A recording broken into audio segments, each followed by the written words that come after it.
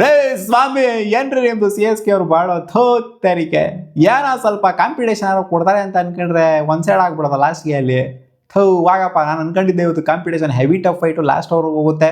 CSK ಗೆದ್ರು ಗೆಲ್ಬೋದು ಅಂತ ಅನ್ಕೊಂಡಿದ್ದೆ, but ಇಲ್ಲ SRH ಗೆದ್ಬಿಟ್ಟು ಕ್ವಾಲಿಫೈ ಅವ್ರಾಗೋದ್ರ ಜೊತೆಗೆ GT ಅವ್ರನ್ನೂ ಕ್ವಾಲಿಫೈ ಮಾಡಿಬಿಟ್ರು. 3 ಸ್ಲಾಟು ಲಾಕ್ಡು, ಒಂದೇ ಒಂದು ಸ್ಥಾನ ಇದೆ, ಇನ್ನು ಎಷ್ಟು ಮ್ಯಾಚ್ ಬರುತ್ತೆ, ಒಂದೇ ಒಂದು ಸ್ಥಾನಕ್ಕೆ ಬರೋಲ್ಲ ಕಿತ್ತಾಡ್ತಾರೆ ಅಲ್ಲಿ. 3 ಸ್ಲಾಟ್ ಲಾಕ್ ಆಗೋಗ್ಬಿಟ್ಟೈತೆ. 4ನೇ ಪೊಸಿಷನ್ ಯಾರಿಗೆ?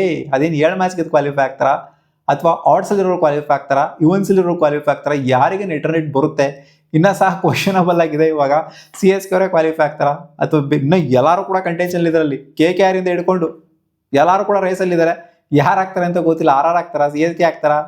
ಸೈಕ್ ಆಗೋಗ್ಬಿಟ್ಟಿದೆ ಇವಾಗ points table fourth position. So ಹೌದು, ಇನ್ನ ಪಾಯಿಂಟ್ಸ್ ಟೇಬಲ್ ಅಲ್ಲಿ ಇನ್ನ ಡಿಸೈಡ್ ಆಗಿಲ್ಲ 1 2 3 ಯಾರು ಅಂತ ಇನ್ನ ಡಿಸೈಡ್ ಆಗಿಲ್ಲ. 1 RCBನೇ, ಇನ್ನು 2 3 ಡಿಸೈಡ್ ಆಗಿಲ್ಲ. ಏನ್ ಬೇಕಾದ್ರೂ ಆಗ್ಬೋದು, ಮೇಲ್ಗಡೆ ಹೋಗ್ಬೋದು, SRH ಅದು ಕೆಳಗಡೆ ಬರ್ಬೋದು, ನೆಕ್ಸ್ಟ್ ಮ್ಯಾಚ್ ಡಿಸೈಡ್ ಮಾಡುತ್ತೆ. ಬಟ್ ಆದ್ರೂ ಕೂಡ CSK ಅವರು ಇವತ್ತು ಸಿಕ್ಕಾಪಟ್ಟೆ ಎಡಗ್ಬಿಟ್ರು ಗುರು. ಒಂದು ಕ್ಯಾಶ್ ಡ್ರಾಪ್ ಸಿಕ್ಕಾಪಟ್ಟೆ ಎಫೆಕ್ಟ್ ಮಾಡ್ತು ಅಂತ ಹೇಳ್ಬೇಕು. ಆ ಕ್ಲಾಸ್ ಅಂದು ಕ್ಯಾಶ್ ಡ್ರಾಪ್ ಆಗುತ್ತೆ ಇವ್ರದ್ದು. ಕ್ಲಾಸ್ ಎಷ್ಟು 30+ ಇರ್ತದೆ ಅಂತ ಕಾಣಿಸುತ್ತೆ. ಸೊ ಅಲ್ಲಿಂದ ಆಚೆಗೆ ಸ್ವಲ್ಪ ರನ್ಸ್ಗಳು ಬರುತ್ತೆ ಕ್ಲಾಸ್ ಅವರ ಬ್ಯಾಟಿಂದ.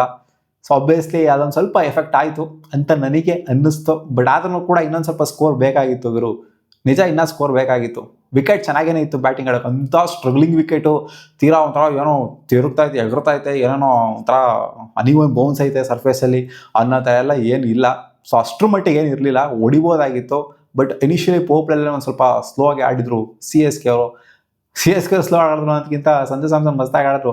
ಋತುರಾಜ್ ಗಾಯಕ್ವಾಡ್ ಏನಪ್ಪ ಆಡಿದ್ದು, 10 ಓವರ್ ಪ್ಲಸ್ ಅವರೇ ಗುರು. 10 ಓವರ್ ಪ್ಲಸ್ 18 ರನ್ ಹೊಡೆದವರಲ್ಲಿ. ಏನು ಬ್ಯಾಟಿಂಗ್ ಆಡೋದು, 20 ಬಾಲ್ ಆಡೋರಲ್ಲಿ ಅವ್ರದೇ ಒಂಥರ ತಿಂದಾಕ್ಬಿಟ್ರು ಬಾಲ್ನ ಅಲ್ಲಿ. ಅವ್ರದ್ದು 20 ರನ್ ಜಾಸ್ತಿ ಹೊಡಿತು, 15 ರನ್ ಹೊಡೆದಿತ್ತು ಅಂತಂದರೆ ಖಂಡಿತ CSKಗೆ ಸ್ವಲ್ಪ ಚೆನ್ನಾಗಿರೋದು. ಸ್ಕೋರ್ ಇನ್ನೊಂದು ಸ್ವಲ್ಪ ಜಾಸ್ತಿ ಬಂದು 200 ಮಗಳಿಗೆ ಹೋಗಿತ್ತು ಅಂತಂದರೆ ಖಂಡಿತ ಡಿಫ್ರೆಂಟ್ ಚಾಲೆಂಜ್ನ ತೊಗೊಂಬಂದು ಕೊಟ್ಟಿರೋದು SRHಗೆ. 180 it's not a big deal for SRH. ಹೌದು, CSK ಬ್ಯಾಟಿಂಗ್ ಏನೇ ಬಲಿಷ್ಠವಾಗಿ, ಬೌಲಿಂಗ್ ಏನೇ ಬಲಿಷ್ಠವಾಗಿ ಇದ್ರೂ ಕೂಡ, ಬಟ್ SRHನ ಬ್ಯಾಟಿಂಗ್ ಸಿಕ್ಕಾಬಿಟ್ಟೆ ಬಲಿಷ್ಠ ಅಂತ ಗೊತ್ತು. ಸೊ ಇವತ್ತು ಆರಾಮಾಗಿ ಸಲೀಸಾಗೆ ಚೇಸ್ ಔಟ್ ಮಾಡ್ಬಿಟ್ಟು ಬಿಸಾಕಿದ್ರು. ಟಾಸ್ ಗೆದ್ದವ್ರು CSKನೇ. ಟಾಸ್ ಗೆದ್ದವ್ರು ಮ್ಯಾಚ್ನ ಗೆಲ್ಲಲ್ಲ ಅಂತ ಅಲ್ಲ. ಇವತ್ತು ನಾನು ಅನ್ಕೊಂಡಿದ್ದೆ MS ಧೋನಿಯವರು ಆಡ್ತಾರೆ ಅಂತ. ಏನು ಸಾರ್ಥಕ ಆಯ್ತಲ್ಲಿ ಆಡದೆ. ಇವತ್ತು ಫಾರ್ ದ ಫಸ್ಟ್ ಟೈಮು ಮ್ಯಾಚಲ್ಲಿ ಕಾಣಿಸ್ಕೊಂಡ್ರು MS ಧೋನಿಯವರು. ಅದೇನು ಆಡ್ತಾರೋ ಆಡೋದಿಲ್ಲೋ ಗೊತ್ತಿಲ್ಲ, ಒಟ್ಟು ಸ್ಟೇಡಿಯಂ ಒಂಥರ ಗ್ರೌಂಡಲ್ಲೆಲ್ಲ ಬಂದ್ಬಿಟ್ಟು ಒಂಥರ ಲಾಸ್ಟ್ ಮ್ಯಾಚ್ ಒಂಥರ ಫೆಲಿಸಿಟೇಟ್ ಮಾಡ್ದಂಗೆ ಇತ್ತು. ಸೊ ಗೊತ್ತಿಲ್ಲ ನೆಕ್ಸ್ಟ್ ಸೀಸನ್ ಇರ್ತಾರೋ ಇರೋದಿಲ್ವೋ ಅಂತ.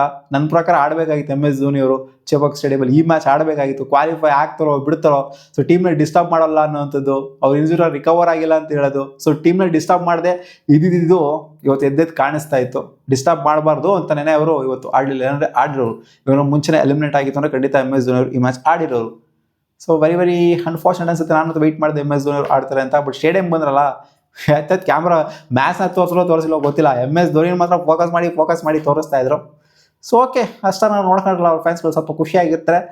ಇನ್ನೇನು ಹೇಳೋದಮ್ಮ, ಸಂಜು ಸ್ಯಾಮ್ಸನ್ ಬಂದು ಫಸ್ಟ್ ಇಯರ್ ಆಡೋವರೆಗೆ ಸರಿಯಾಗಿ ವಾಂಚ್ ಹಾಕ್ಬಿಟ್ರು. ಸಂಜು ಸ್ಯಾಮ್ಸನ್ ಇನ್ನೇನಿನ್ನ ನೆಕ್ಸ್ಟ್ ಲೆವೆಲ್ಗೆ ತೊಗೊಂಡೋಗ್ಬೇಕು, ಗೇಮ್ನ ಹಿಡ್ಕೊಂಡು ಔಟ್ ಆಯ್ತಾರೆ. ಪ್ಯಾಟ್ ಕಮಿನ್ಸ್ ಏನು ಚಿಂದಿ ಬೌಲಿಂಗ್ ಮಾಡಿರೋದು ಇವತ್ತು.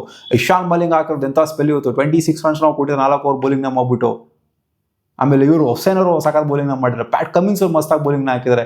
ಈ 3 ಜನ ಮೈನು ಒಂಥರ ಪಿಲ್ಲರ್ ಥರ ನಿಂತ್ಕೊಂಡ್ಬಿಟ್ರು ಇವತ್ತು. ಬೌಲಿಂಗ್ ಯೂನಿಟ್ ಸಖತ್ತಾಗಿರೋ ಪರ್ಫಾರ್ಮ್ ಮಾಡಿದ್ರು, ವಿಕೆಟ್ಸ್ಗಳನ್ನ ಎತ್ಕೊಂಡು. ಎಸ್ಪೆಷಲಿ ಪ್ಯಾಟ್ ಕಮಿನ್ಸು, ಓಪನರ್ಸ್ ಇಬ್ಬರು ಕೂಡ ಔಟ್ ಮಾಡಿರೋದು. ಸಂಜೋಣ ಎಡ್ಜಾಡ್ಕೊಂಡು ಔಟ್ ಆಗ್ಬಿಟ್ಟು DRS ಬೇರೆ ತಗೊಂತವ್ರು ಅದಕ್ಕೆ. ಸೊ DRS ಕೆಲಸ ಮಾಡಲಿ, ಏನೂ ಕೆಲಸ ಮಾಡಲಿಲ್ಲ, ಹೋಗಪ್ಪ ಅಂತ ಕಳಿಸ್ತಾ ಇದ್ದಂಗೆ ಈ ಕಡೆಯಿಂದ ಬಂದ್ರಪ್ಪ ಊರ್ವಿಲ್ ಪಟೇಲ್ರು. ಏನು ಪಟೇಲ್ 2 6 ಬಂದಿದ ತಕ್ಷಣ ಇಟ್ಟಿದ್ದೋ ಅಲ್ಲಿ ಏನು ಬರೀ ಎಲ್ಲ ಬಾಲು ಹೊಡೆಯಕ್ಕೆ ಹೋಯ್ತವ್ರಲ್ಲಿ.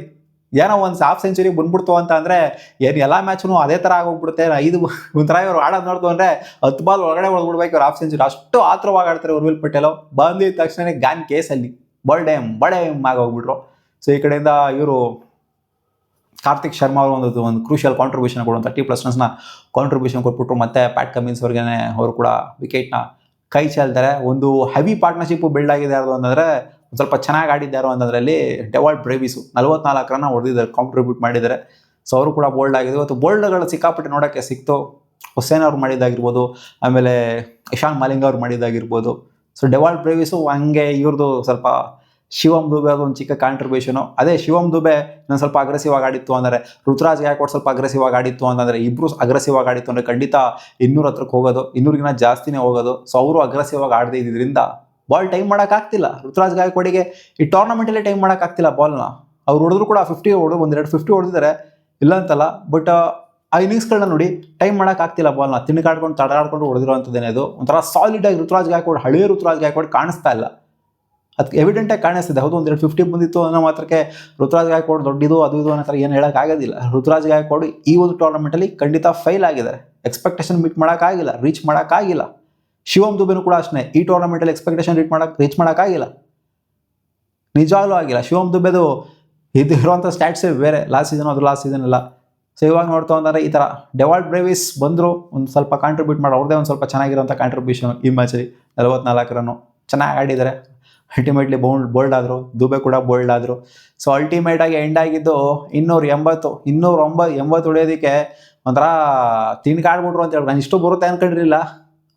ಲಾಸ್ಟ್ಗೆ ಸ್ವಲ್ಪ ಬೆಟ್ರಾಗಿ ಪರ್ಫಾರ್ಮ್ ಮಾಡಿದ್ರಿಂದ ಒಂದು 180+180ನ ದಾಟೋದು ರಂಗು ಹಿಂಗು. ಸೊ ಈ ಒಂದು ಟಾರ್ಗೆಟು ಇವ್ರಿಗಿರೋಂಥ ಬ್ಯಾಟಿಂಗ್ ಯೂನಿಟ್ನ ನೋಡ್ತು ಅಂದರೆ SRHಗೆ ಇದೊಂಥರ ಸಿಲ್ಲಿ ಅಂತ ಅನಿಸುತ್ತೆ. ಬಟ್ ಆದರೂ ಒಂದೊಂದು ಟೈಮ್ ಹೇಳೋದಕ್ಕಾಗಲ್ಲ. ಅರ್ಲಿ ವಿಕೆಟ್ಸ್ನ ಬಿತ್ತು ಅಂದರೆ ಕೊಲಾಪ್ಸ್ ಆದರು ಅಂತಂದರೆ ಅವಾಗ ಒಂದು ಔಟ್ಸೈಡ್ ಚಾನ್ಸ್ ಇರ್ಬೋದು, ಪಾಸಿಬಿಲಿಟಿ ಇರ್ಬೋದು.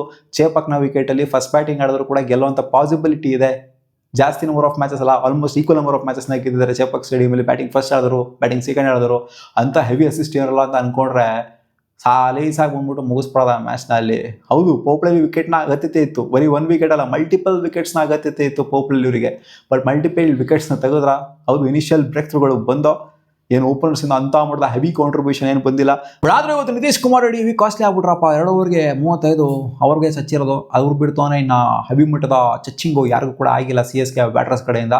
ಸೊ ಅವ್ರಿಗೆ ಇನ್ನೊಂದು 2 ಓವರ್ ಆಗ್ತಿತ್ತು ಅಂದರೆ ಪ್ರಾಬ್ಲಿ ಚಚ್ಚಿರೋನು ಒಂದು 200 ರನ್ನ ಹೊಡೆದಿರೋರನ್ನ CSK ಅವರು. ಸೊ ಇವ್ರು ಹಾಕ್ಸೋದಕ್ಕೆ ಹೋಗಲಿಲ್ಲ, 2 ಓವರ್ ಅಷ್ಟೇ ಕುಡಿದು ನಿತೀಶ್ ಕುಮಾರ್ ರೆಡ್ಡಿಗೆ. ಸೊ ಈ ಕಡೆಯಿಂದ ಚೇಸ್ ಆನ್ ಮಾಡೋದಕ್ಕೆ ಅಂತ ಬರ್ತಾರಪ್ಪ ಈ ಒಂದು ಟಾರ್ಗೆಟ್ನ, ಇದೊಂದು ಸಿಲಿ ಟಾರ್ಗೆಟ್ನ ಇವ್ರಿಗಿರೋಂಥ ಯೂನಿಟಿಗೆ. ಬಟ್ ಅದೇ ಏನಾದ್ರು ಅರ್ಲಿ ವಿಕೆಟ್ಸ್ ಬೀಳ್ಬಹುದಾ ಅನ್ನೋ ಎಕ್ಸ್ಪೆಕ್ಟೇಷನ್ ಇದ್ರು. ವಿಕೆಟ್ಸ್ನು ಕೂಡ ಹಂಗೇನೆ ಬಿದ್ದೋ, 2 ವಿಕೆಟು ಬೇಗನೆ ಬಿತ್ತು. ಗೊತ್ತಲ್ಲಪ್ಪ ಮುಖೇಶ್ ಚೌಧರಿಗೆ ಔಟ್ ಆಗಿದ್ದು, ಕಾಟನ್ ಬೋಲ್ಡ್ ಆಗಿಬಿಟ್ಟು ಮೇಲೋಯ್ತು. ಟ್ರಾವೆಲ್ಸ್ ಹೆಡ್ ಎಗರ್ಕೊಂಡು ಹೋಯ್ತು. ಹೆಡ್ ಈ ಟೂರ್ನಮೆಂಟಲ್ಲಿ ಹೌದು ಸ್ವಲ್ಪ ಫಾರ್ಮಿಗೆ ಮರಳಿದ್ರು ಅನ್ನೋ ಅನ್ಕೊಂಡ ಟೀಮಲ್ಲಿ ಮತ್ತೆ ಫಾರ್ಮ್ನ ಕಳ್ಕೊಂಡಿದ್ದಾರೆ. ಹೌದು ಟೂರ್ನಮೆಂಟಲ್ಲಿ ಜೀವಂತವಾಗಿದ್ದಾರೆ ಇವಾಗ SRH ಅವರು. ಇದೆಲ್ಲ ಸೆಕೆಂಡ್ರಿ, ಸೋತಿರೋದೆಲ್ಲ ಅವ್ರು ಫೇಲ್ ಆಗಿರೋದು ಸೆಕೆಂಡ್ರಿ. ಬಟ್ ಮ್ಯಾಚ್ನ ಗೆದ್ದಿದಾರಲ್ಲ ನೋಡಿ. ಇವಾಗ ಋತುರಾಜ್ ಗಾಯಕ್ವಾಡ್ ಯಾವ ಥರ ಆಡಿದ್ರೆ ಟೀಮ್ನ ಸೋಲಿಗೆ ಕಾರಣ ಆಗಿದ್ದಾರೆ ಅಲ್ಲಿ. ಋತುರಾಜ್ ಗಾಯಕ್ವಾಡ್ ಬರೀ ಬೈತಾನೆ ಇದ್ದೀನಿ ನಾನು, ಬರೀ ಟೂರ್ನಮೆಂಟ್ ಸ್ಟಾರ್ಟ್ ಆಗಿಂದ ಬೈತಾನೆ ಇದ್ದೀನಿ. ಎಲ್ಗುರು ಫಾರ್ಮು ಟೆಸ್ಟ್ ಬ್ಯಾಟ್ರ್ ಹತ್ರ ಆಡ್ತಾ ಇದೆಯಲ್ಲ ಗುರು. ಇದೆಲ್ಲ T20. ನೀನು ಮುಂಚೆ ಆಡ್ತಿದ್ದಲ್ಲ ಅದು T20.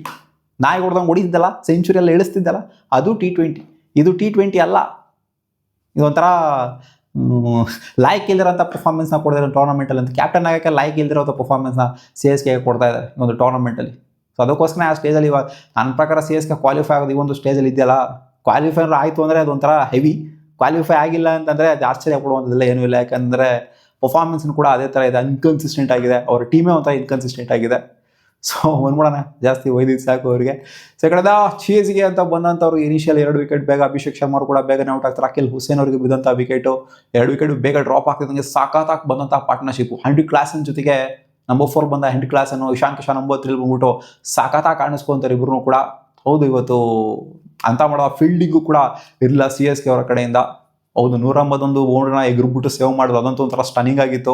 ಬಟ್ ಬೇರೆ ಕಡೆಯಿಂದ ನೋಡ್ತು ಅಂದರೆ ಅಂತ ಮಾಡಿದ ಫೀಲ್ಡಿಂಗ್ ಸ್ಟ್ಯಾಂಡರ್ಡ್ಸು ನಾವು ನೋಡೋಕೆ ಸಿಗಲಿಲ್ಲ. ಕ್ಯಾಚ್ ಡ್ರಾಪ್ ಅಷ್ಟೇನಾಗಿ ಹೆವಿಯಾಗಿ ಆಗದೆ ಇರ್ಬೋದು. ಅವ್ರು ಸ್ಪೆನ್ಸರ್ ಜಾನ್ಸನ್ ಒಂದು ಕ್ಯಾಚ್ನ ಬಿಡ್ತಾರೆ ಹೆಂಡ್ರಿ ಕ್ಲಾಸನ್ನವ್ರದ್ದು. ಸೊ ಒಂದು ಸ್ವಲ್ಪ ಅದೇ ಓವರ್ 180 ಇನ್ನೊಂದೆರಡು 4 or 6 ಚಚ್ತಾರಲ್ಲಿ. ಒಂದು ಕ್ಯಾಚ್ ಬಿಟ್ಟಿದ್ದಕ್ಕೆ ಅದೇ ಓವರ್ ಪಾಪ 180 ಕಂಗಾಲ ಆಗೋಗ್ಬಿಡ್ತಾರೆ. ಗ್ರೌ ನೀನು ಕ್ಯಾಚ್ ಹಿಡಿಯೋದು ಬಿಟ್ಟು ಅಲ್ಲಿ ಹಿಡಿದಿದ್ರೆ ಇಲ್ಲ ಒಂದು 10 ರನ್ ಕಮ್ಮಿ ಆಗಿರೋದಲ್ಲ ನಿನಗೆ ಅಂತ. ಹೌದು ಚಿಕ್ಕ ಥಿಂಗ್ಸ್ಗಳು ಮ್ಯಾಟ್ರ್ ಆಗ್ತವೆ. ಶಿವಮ್ ದುಬೆ ನೋಡಿ ಅಲ್ಲಿ ಕಣ್ಮುಂದೆ ಬತ್ತೈತಲ್ಲಿ ಸ್ವಲ್ಪ ಡೈವ್ ಹಾಕೋದಕ್ಕೆ ಆಗೋದಿಲ್ಲ. ಅವ್ರು ರನ್ ನೋಡಬೇಕಾದ್ರೆ ಡೈವ್ ಹಾಕಲ್ಲ, ಅಲ್ಲಿ ಸ್ವಲ್ಪ ಎಫರ್ಟ್ ಬೇಕಾಗುತ್ತೆ. ಶಿವಮ್ ದುಬೆಯಿಂದ ಸ್ವಲ್ಪ ಅಥ್ಲೆಟಿಕ್ ಆಗಿರಬೇಕು, ಸ್ವಲ್ಪ ಫಿಟ್ನೆಸ್ ಸ್ಟ್ಯಾಂಡರ್ಡ್ಸ್ನ ಇಂಪ್ರೂವ್ ಮಾಡ್ಕೊಬೇಕು. ಡೈವ್ ಹಾಕ್ಬಿಟ್ಟ ಕ್ಯಾಚ್ನ ಹಿಡ್ಕೋಬೋದಾಗಿತ್ತು. ಇಶಾನ್ ಕಿಶನ್ ಅಂತ ಕಾಣಿಸುತ್ತೆ ಕ್ಯಾಚ್ ಹೋಗಿದ್ದು, ಅಂದರೆ ಶಾರ್ಟ್ ಬಿತ್ತು. ಅವ್ರು ಮುಂದಕ್ಕೆ ಡೈವ್ ಹಾಕಿತ್ತು ಅಂದರೆ ತೊಗೊಬೋದಾಗಿತ್ತೆ ಕ್ಯಾಚ್ನ. ಬಟ್ ಎಫರ್ಟ್ ಹಾಕೋದಿಲ್ಲ. ನೀವು ಶಿವಮ್ ದುಬೆ ನೋಡಿ ಬೌಂಡ್ರಿಯಲ್ಲಿ ಇದ್ದಾಗಲೂ ಕೂಡ ಅಷ್ಟೇ, ಓಡ್ತಾ ಇರಬೇಕಾದ್ರೆ ಇನ್ ಕೇಸ್ ಬಾಲ್ನ ಬೌಂಡ್ರಿಯಲ್ಲಿ ಹೋಗ್ತಿದೆ ಅಂದರೆ ಎಫರ್ಟ್ ಹಾಕಲ್ಲ, ಕಾಲಲ್ಲಿ ತಡಿತಾ ಇರೋದು ಬಿದ್ದುಬಿಟ್ಟು ಡೈವ್ ಹಾಕೋದು, ಎಗ್ರು ಬೀಳೋದು ಇಂಥದ್ದೆಲ್ಲ ಮಾಡೋದಕ್ಕೆ ಹೋಗಲ್ಲ. ರಿಸ್ಕ್ ತಗೊಳ್ಳೋದಿಲ್ಲ ಶಿವಮ್ ದುಬೆ ಅವರು. ಫೀಲ್ಡಿಂಗ್ ಅಂತ ಬಂದಾಗ ಫೀಲ್ಡಿಂಗ್ ಶಿವಮ್ ದುಬೆದು ಇಂಪ್ರೂವ್ ಆಗಲೇಬೇಕು. ಬಿಡಿ ಇವಾಗೇನು ಹೇಳೋದಕ್ಕಾಗೋದಿಲ್ಲ. ಸೋತಿದ್ರೆ ಅಲ್ಟಿಮೇಟ್ಲಿ ಅದೇ ಇವ್ರದ್ದು ಸಕಾಲಾಗಿತ್ತು ಪಾರ್ಟ್ನರ್ಶಿಪ್. ಆಲ್ಮೋಸ್ಟ್ ಎಷ್ಟು 80 ರನ್ಸ್ನ ಪಾರ್ಟ್ನರ್ಶಿಪ್ಪು ಹೆಂಡ್ರಿ ಕ್ಲಾಸಿಂದು ಜೊತೆಗೆ ಇಶಾನ್ ಕಿಶನ್ ಅವ್ರದ್ದು ನಾನು ಇಬ್ಬರೇ ಮುಗಿಸ್ತಾರೆ ಅಂತ ಅನ್ಕೊಂಡಿದ್ದೆ. ಬಟ್ ಹೆಂಡ್ರಿ ಕ್ಲಾಸನ್ ಅವ್ರು ಅನ್ಫಾರ್ಚುನೇಟ್ಲಿ ನೋಡಿ ಅದೊಂಥರ ಏರಲ್ಲಿತ್ತು ಬಾಲು. ಇರಲಿದಂಥ ಬಾಲ್ಗೆ ಔಟ್ ಆಗಿದ್ದು, ಸ್ಟಂಪ್ ಔಟ್ ಆಗಿದ್ದು. ಒಳ್ಳೆ ಸ್ಟಂಪಿಂಗ್ ಅಂತ ಹೇಳ್ಬೇಕು. ಕಿರಿಕ್ ಬೇರೆ ಆಯ್ತಪ್ಪ ಇವತ್ತು. 100 ಕ್ಲಾಸನ್ಗೂ ಸಂಜು ಸ್ಯಾಮ್ಸನ್ಗೂ ಸಖತ್ತಾಗಿತ್ತು ಒಂಥರ ಕಿರಿಕ್ ನೋಡೋದಕ್ಕೆ. ಏನೇನು ಮಾತಾಡ್ಕೊಟ್ರು ಅಂತ ಗೊತ್ತಿಲ್ಲ. ಒಟ್ಟು ಸಂಜು ಸ್ಯಾಮ್ಸನ್ ಏನಾದ್ರು ಅಂತ ಕಾಣಿಸುತ್ತೆ. ವಾಪಸ್ ಬಂದರು 100 ಕ್ಲಾಸಲ್ಲಿ. ಏನೋ ನಿಂತಲೇ ಅಂತ, ಏನೋ ನಿಂತಲೇ ಅಂತ ಮನಸ್ಸಲ್ಲಿ ಅಂಪೈರ್ಸ್ ಬಂದ್ಬಿಟ್ಟು ಇಬ್ರಿಗೂ ಬೀಳುತ್ತೆ ಎರಡೆ. ಡಿಮೆರಿಟ್ ಪಾಯಿಂಟ್ ಬೀಳುತ್ತಾವ ಅಥವಾ ಬರೀ ಫೈನ್ ಆಗ್ತಾರೆ ಅಂತ ಕಾದು ನೋಡ್ಬೇಕು. ಖಂಡಿತ ಡಿಮೆರಿಟ್ ಪಾಯಿಂಟ್ ಬೀಳುವಂಥ ಸಾಧ್ಯತೆ ಇದೆ. ಯಾಕಂದ್ರೆ ಒಂಥರ ಅಫೆನ್ಸಿವ್ ಫೌಲ್ ಲ್ಯಾಂಗ್ವೇಜ್ನ ಯೂಸ್ ಮಾಡಿರ್ಬೋದು ಪ್ರಾಬ್ಲಿ ಒಬ್ರಿಗೊಬ್ರು. ಸ್ಟಂಪ್ ಮಾಡಿದ್ರು ಅಲ್ಲಾಗಿರೋ ಸ್ಟಂಪ್ ಮಾಡೋದ್ರಲ್ಲಿ ಏನೈತೆ ಅಲ್ಲಿ ಮಾತಾಡೋಂಥದ್ದು. ನನ್ನ ಪ್ರಕಾರ ಸಂಜು ಸ್ಯಾಮ್ಸನ್ ಸ್ವಲ್ಪ ಟ್ರಿಗರ್ ಮಾಡಿದ್ರು ಅಂತ ಕಾಣಿಸಿದೆ ಕ್ಲಾಸನ್ನವರಿಗೆ, ಗೊತ್ತಿಲ್ಲ.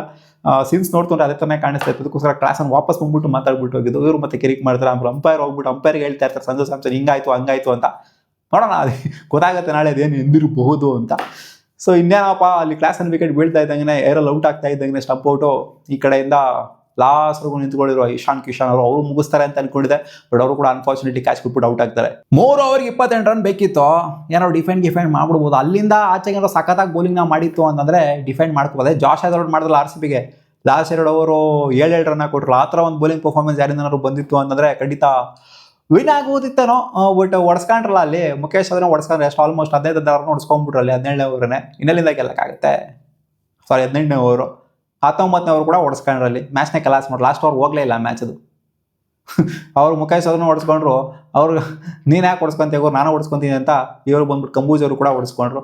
ಸೊ ಇಬ್ರು ಹೊಡ್ಸ್ಕೊಂತ ಇದ್ದಂಗೆ ಇಲ್ಲಿ ಸೈಲ್ ಅರೋರಾ ಮಸ್ತಾಗೆ 6ನ ಹೊಡಿತಾರೆ. ಜೊತೆಗೆ ಸ್ಮರನ್ ಅವರು ಕೂಡ ಸಖತ್ತಾಗಿ ಆಡೋರು. ಲಾಸ್ಟಲ್ಲಿ ಬಾಟಮ್ ಬಿಟ್ಟು ಅವರ ಫಿನಿಶಿಂಗ್ ರೋಲ್ನ ನಿಭಾಯಿಸಿದ್ದು. ಏನಲ್ಲಿ ಹೊಡಿಬೇಕಾಗಿತ್ತಲ್ಲಿ, ಇನ್ನೇನಿತ್ತಲ್ಲಿ ಹೊಡಿಯೋದಿಕ್ಕಲ್ಲಿ ಏನು ಅಂತ ಪ್ರೆಷರು ಕೂಡ ಇರಲಿಲ್ಲ. ಅಲ್ಲಿ ಪ್ರೆಷರ್ನ ಈಸ್ ಔಟ್ ಮಾಡಿಬಿಟ್ಟಿದ್ರಲ್ಲಿ ಇಶಾನ್ ಕಿಶನ್ ಜೊತೆಗೆ ಕ್ಲಾಸನ್ನು ಇಬ್ಬರು ಸೇರ್ಕೊಂಡು ಪ್ರೆಷರ್ನ ತೆಗೆದುಬಿಟ್ಟಿದ್ರು. ಸೊ ಜಸ್ಟ್ ಅಲ್ಲಿ ಕಂಪ್ಲೀಟ್ ಮಾಡಬೇಕಾಯ್ತು, ಫಿನಿಶಿಂಗ್ ಟಚ್ನ ಕೊಡಬೇಕಾಯಿತು. ಅರೋರಾ ಕೊಡ್ತಾರೆ, ಸ್ಮರನ್ ಕೊಡ್ತಾರೆ, ನಿತೀಶ್ ಕುಮಾರ್ ರೆಡ್ಡಿ ಒಂದು ಸ್ವಲ್ಪ ಹೊಡೆದ್ಬಿಟ್ಟು ಔಟ್ ಆದರು. ಒಂದು ಚಿಕ್ಕ ಕಾಂಟ್ರಿಬ್ಯೂಷನ್ ಕೊಟ್ಬಿಟ್ಟು. ಬೇರೆ ಏನಿಲ್ಲಪ್ಪ, CSK ಕಾಲೆತ್ಕೊಂಡಿದ್ದಾರೆ. ವೆಯ್ಟ್ ಮಾಡಬೇಕಾಗುತ್ತೆ. ನಾವು ವೈಟಿಂಗ್ ಗೇಮ್ ಸಿಕ್ಕಾಬಿಟ್ಟಿದೆ. ನೋಡೋಣ ನಾಳೆ ಪಾಯಿಂಟ್ಸ್ ಟೇಬಲ್ ಯಾವ ಥರ ಕಾಣಿಸ್ಕೊಂಡಿದೆ ಅಂತ. ನಿಮಗೆ ಅನ್ಸಪ್ಪ ಇವತ್ತಿನ ಮ್ಯಾಚು CSK ಓಡಾಯಿಸ್ಕೊಂಡು ಹೋಗಿದ್ದು. ಇವತ್ತು ಪ್ರಿಡಿಕ್ಷನ್ CSK ಇತ್ತು ನಂದು. ಬಟ್ SRH ಗೆದ್ದಿದ್ದಾರೆ, ಕ್ವಾಲಿಫೈ ಕೂಡ ಆಗಿದ್ದಾರೆ.